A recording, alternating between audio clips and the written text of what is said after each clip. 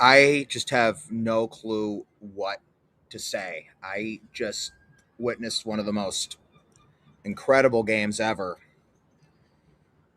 The Giants, they were playing better ball at the end of their road trip, winning 4 of their final 5. That was despite a devastating loss on Saturday at Wrigley, in which they were an out away from winning.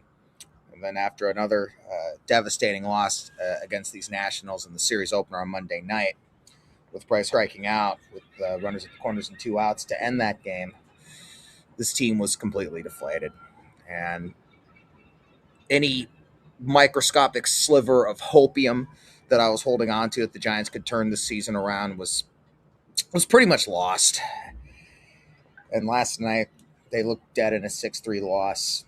And today, well, it's pretty much more of the same. Robbie Ray gave it all he could. C.J. Abrams hit an opposite field home run in the top of the third inning to make it 2-0. But the Giants' offense has been in pretty much mostly home run mode since their 18-run explosion with the wind howling out at Wrigley on Friday. They really couldn't do anything today for the most part. Matt Chapman put the Giants on the board in the bottom of the 6th inning, but that was after Robbie Ray had retired the first 2 hitters he had faced in the top of the 6th, and the Nationals then put together a 2-out rally. They scored 4 runs to open it up to 6-0. So Matt Chapman, it's a home run. Big whoop. Nationals scored another 3 runs of Carson Seymour in the top of the 7th. So, 9-1. And the Giants are going to be swept by a young, upstart Nationals team that's much further along in their rebuild than the Giants are, and they're going to be 15 games under 500 again. So in the bottom of the 8th, Matt Chapman hit his second home run of the game. It's 9-2, and he started saying, when he got back to the dugout, stranger things have happened. Yeah, dream on. Then Rafael Devers followed that up with a home run of his own. And now it's 9-3. Yeah, a little too late for that. A little too late for back-to-back home runs. Thanks, but yeah, I wish you'd have done that sooner. Well, the Giants, they kept chipping away. And suddenly they had scored another 3 runs to cut the deficit to 9-6. So yeah, of course they were going to tease us, because there was no way they were going to actually come back and win this game. There was no way. Raver, Reiver, San Martin, he was called up this morning. I'll go through some of the moves. Tristan Beck was sent back down, and Will Brennan was designated for assignment. San Martin threw a 1-2-3 inning in the top of the 8th in his Giants debut, and then he gave up a leadoff home run to Curtis Mead in the top of the 9th to make it 10-6. Yeah, go figure. The Nationals aren't going to actually let us come back. It's just not going to happen. There's no way. Maybe they'll get within 1 run, or actually better yet, they'll tie it and then lose it in extra innings.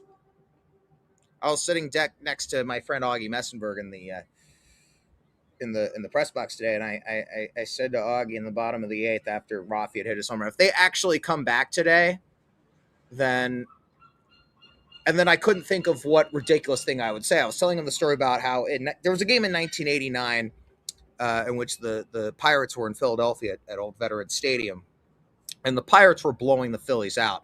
And Bob Walk said, if the Pirates lose this game, I will walk all the way back to Pittsburgh.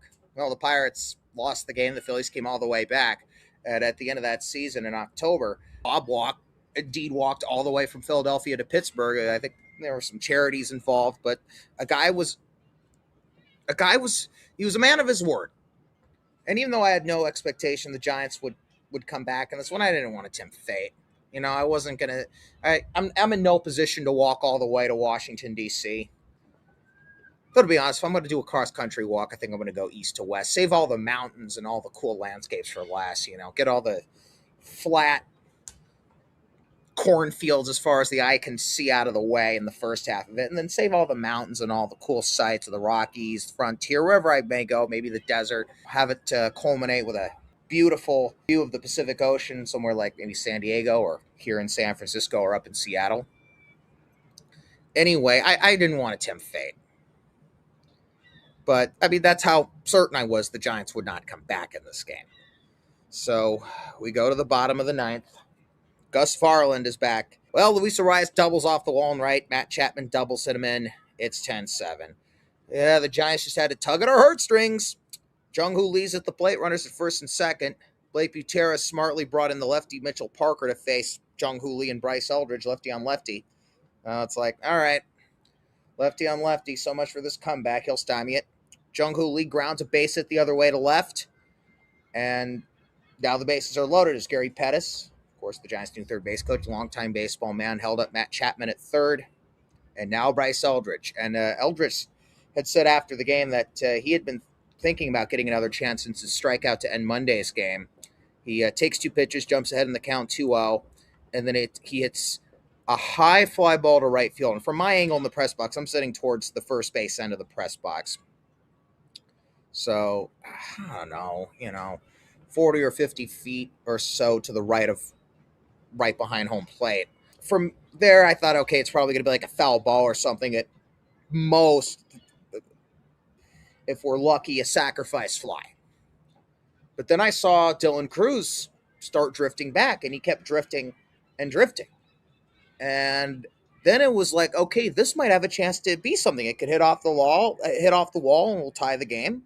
And then, of course, the Giants will not be able to score the winning run, even though it'll be at second with no one out. But the ball that hit the top of the green 10 atop the Willie Mays wall out in right field, Bryce Eldridge threw his bat in the air. What remained of the 32,000 plus here at Oracle Park absolutely lost their minds, and some way, somehow, the Giants actually won this game. It was one of the most incredible games I have ever seen, I've ever had the pleasure and honor of being at. It's a game that we're going to remember for a long time. My dad was supposed to be at the game with me here today. We were going to drive down. He was going to sit with his cousin, who I totally forgot to say hi to today. My dad's cousin, Randy Weiss. Randy, I greatly apologize. My dad texted me saying, I missed the best game of the year. Hope you had fun. And it reminded me of that scene from Fever Pitch. It was actually not a bad movie with Jimmy Fallon and Drew Barrymore. Unfortunately, they're both scabs, but that's a topic for another day. This is a baseball show. And there was a game in which Jimmy Fallon's character missed this historic comeback, and his friend is screaming, "It was the greatest game ever!" And then he throws a tantrum, and the Drew Barrymore dumps him. Of course, like all love movies, it has a crazy, happy ending that would never happen in real life. Though the funny thing is, that game never happened. That was a totally fictitious game.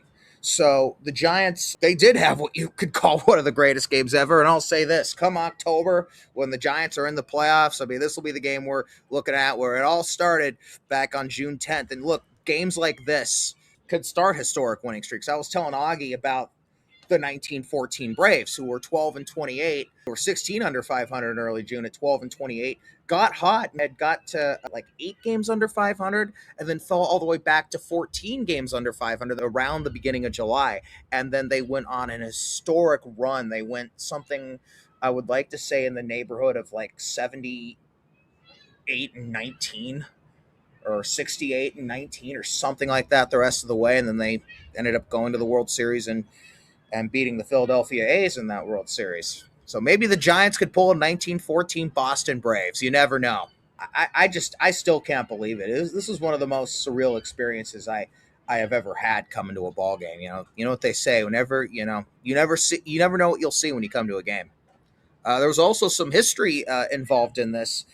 Bryce Eldridge became the youngest man to ever hit a walk-off grand slam today. When you come to the park, you never know what you might see. So just an incredible day, an incredible game. What an absolutely remarkable and incredible game here at Oracle Park, one that we will never, at least I will never, ever forget. I don't think Giants fans, especially if this is the start of something, and I still doubt it, I don't think the Giants are actually going to come back, because I'm just going to be real with you right now. But I can still hold on to that hopium that the Giants can turn things around and be 6 back of the third wild card on Labor Day. And we could say, oh, we played meaningful baseball in September and end up going 78-84. But, we'll see. But games like this, hey, there was no way they were going to come back and actually win this game. So Well, Matt Chapman said it. Stranger things have happened. All right, this has been a production of Sports Radio Service for my boss, Lee Leonard. The views and language in this show do not reflect those of Lee Leonard or Sports Radio Service and its sponsors. For Lee, I'm Stephen Gruderman. Hope you enjoyed this game. I don't know what else to say. I'm just in absolute shock, to quote one of my best friends, Vinny Shestoni, who had a fall the other day and required a lot of stitches on his chin. I hope he's okay. Vinny, we love you. But to quote you, Vinny, I'm in shock. Have a good night, folks. I'll talk to you soon.